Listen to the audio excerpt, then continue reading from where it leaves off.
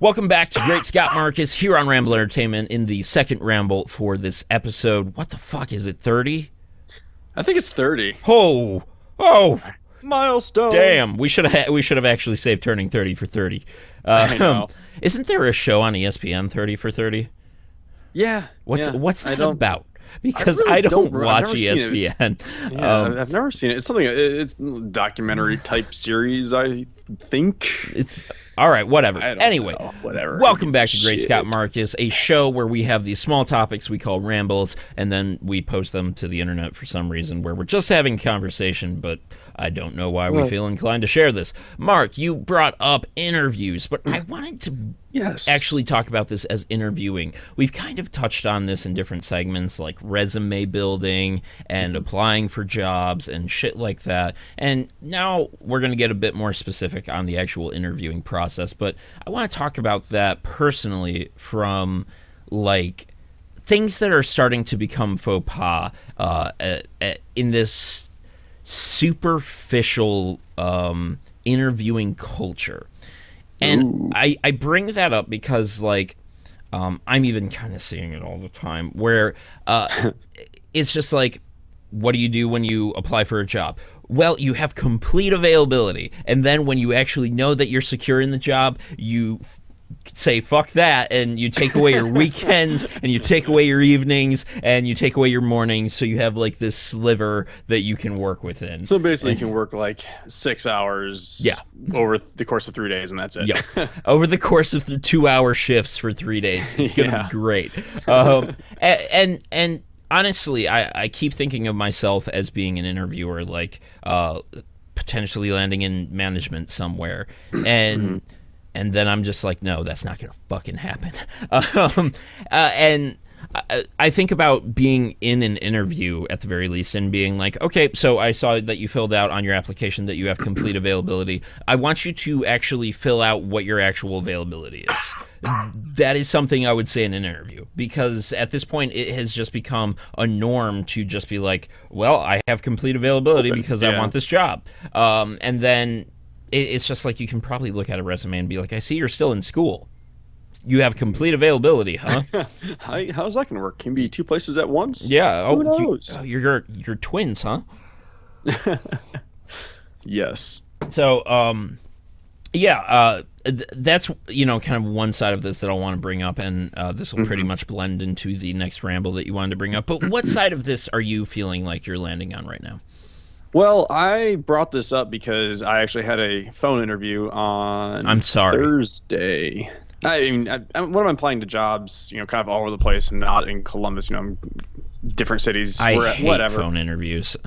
I've actually gotten kind of used to it, with the exception that I still get ridiculously nervous, man. Like, I don't know what it is, but during the interview process, actually it's right before the interview, like my mind's racing.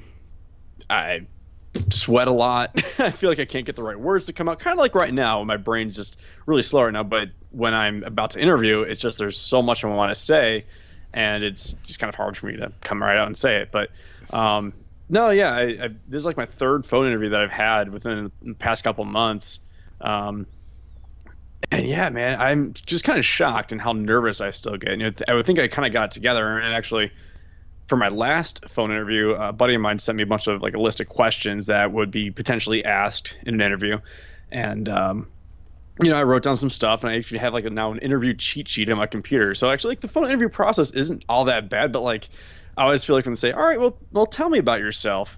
And my brain and mouth just have this horrible disconnect. So now I just have this text file open on my computer. I'm like, all right, just kind of read off this, be organic about it. But isn't that kind of like the thing I just touched on, where it's just like these things have become so automated and so impersonal that it's just like, isn't that more of a problem than an actual good thing? Because it's just like, if you can have a cheat sheet where it's just like, these are the answers you should aim for to these questions, then it's just like, well, then that's not really, you're not really gauging a person anymore. You're gauging an almost response factor, where it's just like, you're just gauging how much someone wants a job and how much they're willing to simply look up the answers. Hmm. And again, that's kind of not the person, and I can't. It's definitely on the surface. Like I said, it is definitely a superficial thing, About, especially for these like initial interviews. about 2 years back, I had a phone interview. I had a couple phone interviews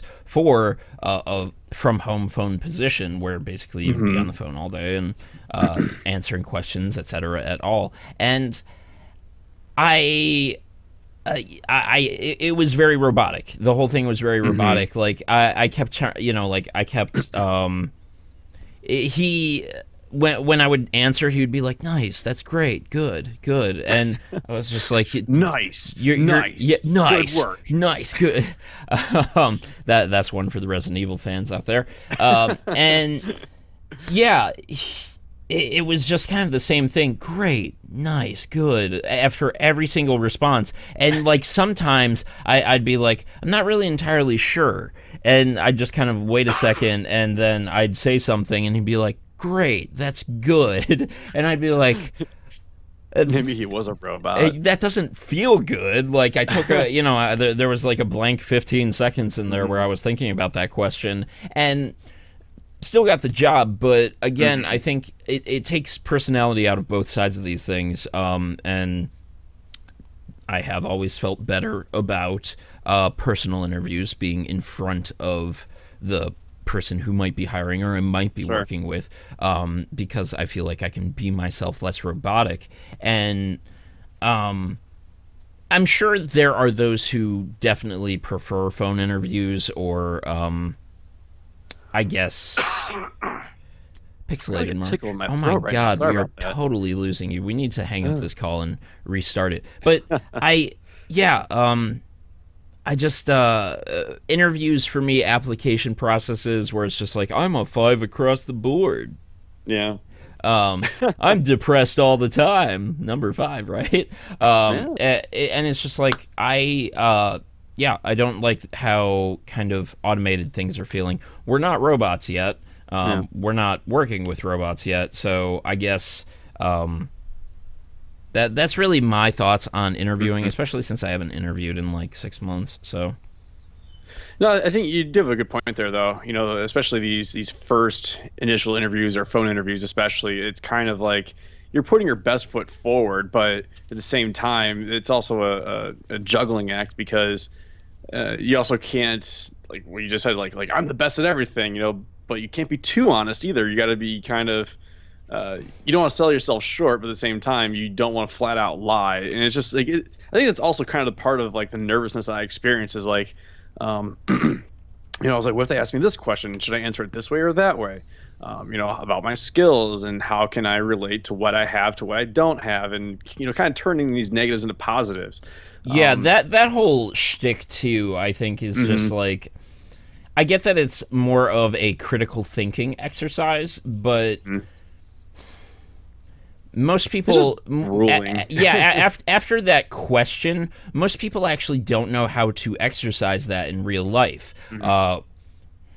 Not to get too personal of the example, we typically try to stay away from actual work related stuff and actually identifying things that have happened around us too often. But basically, let's just say that there was an incident with a guest at my place of work where they kind of panicked. They had a panic attack, sort of, and so they called emergency services, Mhm. and there was some gossip going around about that, and I couldn't help but be like, I've had literal what feels like heart attacks. I've had about Mhm.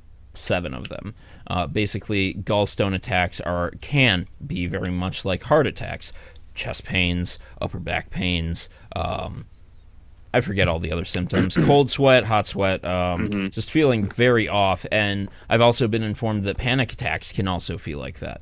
And honestly, when you feel like that, you're going to fucking call anyone ever. You're gonna call President Trump to be like, I'm having a heart attack, and be like, it's great, it's beautiful, you're gonna love it, and that yeah, wasn't a bad impression. thank you.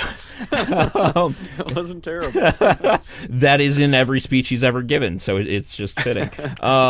And yeah, it's just it's sometimes it's something you have to understand, but I don't feel like it's something you really have to step that far outside of yourself to just be like, I don't understand this. And maybe, you know, that means that I should take a step back and say, like, maybe that was something extremely rough that I just can't grasp at this time. Or, you know, they, you know, chose to call emergency services. Maybe, you know, that was the best move for them at that time. Yeah. So, Yes.